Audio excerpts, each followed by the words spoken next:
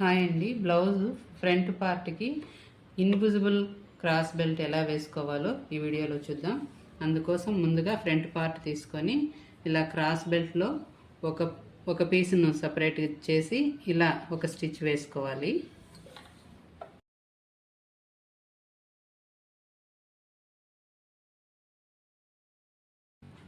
ఒక స్టిచ్ వేసుకున్న తర్వాత ఈ పార్ట్ అంతటిని ఇలా రోల్ చేసుకోవాలి.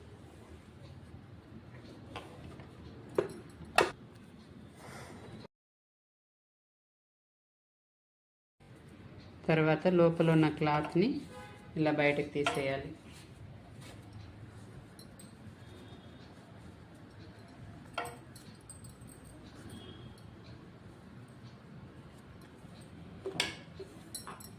ఈ విధంగా రివర్స్ చేసి దీనిపైన ఒక కుట్టు వేసుకోవాలి.